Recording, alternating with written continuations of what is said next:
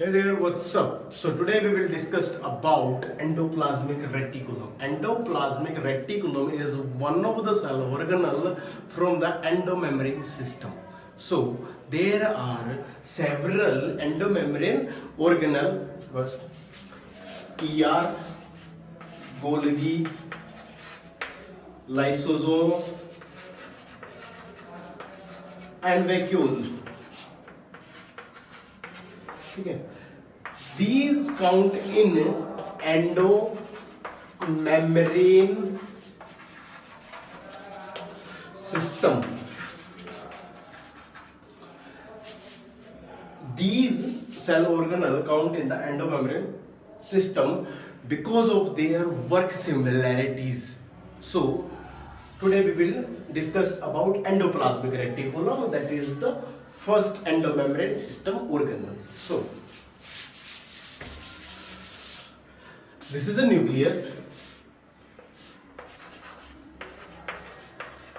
This is a nucleus and all this is ER. Okay? Endoplasmic reticulum, ER in short. So endoplasmic reticulum has two types. One is rough endoplasmic reticulum and second is smooth endoplasmic reticulum. So there are two types of endoplasmic reticulum, RER, yani rough ER, and second one is SER, smooth SER, smooth ER. So as you look there are some dotted structure.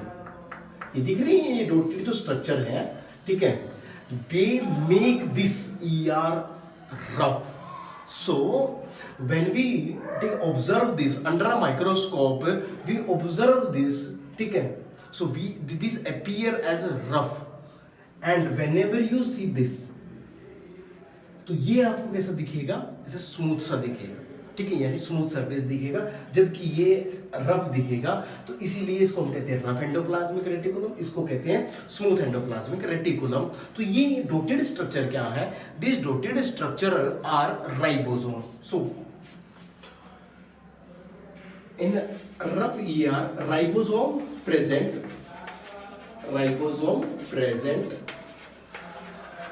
ठीक है, यहां पर आप लिख सकते हो ribosome absent, ठीक है, राइबोसोम एब्सेंट. अगर क्वेश्चन में ये पूछा जाए व्हाट मेक्स RER रफ, तो आपको आंसर देना है कि the ribosome which present on the surface of endoplasmic reticulum that make the RER rough. ठीक है, तो अब what is the purpose this सर्व, ये जो राइबोसोम है इसका काम क्या होता है? This ribosome serve as a seat of protein synthesis. ठीक है, ये जो है राइबोसोम का काम क्या होता है? ये प्रोटीन सिंथेसिस के लिए सीट प्रोवाइड करता है. अब इसको ध्यान, थोड़ी सी पिक्चर इसकी दिल से बनाने के लिए, जो राइबोसोम है वो कुछ ऐसा दिखाई देता है, ऐसा होता है. एक्चुअली में दो यूनिट होती है, एक स्मॉल एक लार्ज. ठीक है, तो ये सीट जैसा दिखाई दे रहा है, यहां पर बीच में प्रोटीन बनती है, ये इसकी सीट है, किसकी? प्रोटीन बनने की. तो ribosome is a seat on which protein synthesis occur. ठीक है, जहां पर प्रोटीन सिंथेसिस बनती है वो इसकी जो सीट होती है वो राइबोसोम. तो इसका मतलब यहां पर तो कोई सीट है नहीं प्रोटीन बनने के लिए, तो यहां पर प्रोटीन बनेगी भी नहीं. ठीक है, तो यहां पर RER में क्या होता है? प्रोटीन सिंथेसिस होती है. ठीक है, और यहां पर लिपिड सिंथेसिस होती है, लिपिड और फैट बोल सकते हो आप इसको. ठीक है, फैट सिंथेसाइज होता है.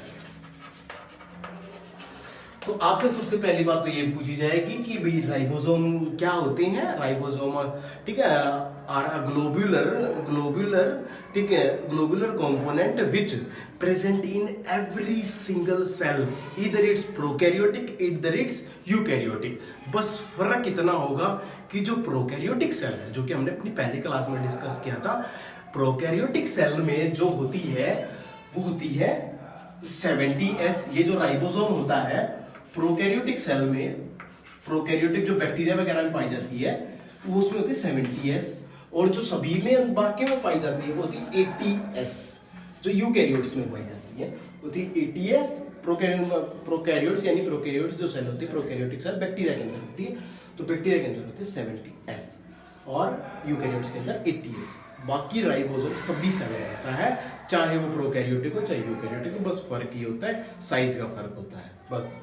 तो रफ एंडोप्लाज्मिक में और स्मूथ एंडोप्लाज्मिक में जो डिफरेंस है वो पता लग गया हमको कि भाई प्रोटीन सिंथेसाइज करता है, फैट सिंथेसाइज करता है, ठीक है। अब अगली चीज जो है वो ये है कि जो ये फैट बन रहा है और ये जो प्रोटीन बन रही है, ये बाकी तो हमारे पूरे के पूरे शरीर में ट्रांसपोर्ट की जाती है, ठीक है, पर कुछ प्रोटीन इसमें से क्या है कि ये अपने ही काम में लगाता है, ये अपने ही खुद के काम में लगाता है, इसीलिए इसको कहते हैं मेम्ब्रेन बायोजेनेसिस, ठीक है, मेम्ब्रेन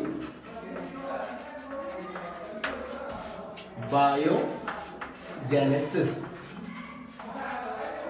ठीक है। तो आपसे अगर पूछा जाए कि व्हाट इज बायो, ठीक है, मेम्ब्रेन बायोजेनेसिस, तो मेम्ब्रेन बायोजेनेसिस मींस कि the protein and fat which is synthesised into the endoplasmic reticulum are used for membrane formation, ठीक है, ऑफ देयर ओन ऑर्गेनल्स, तो उसको कहते हैं हम मेम्ब्रेन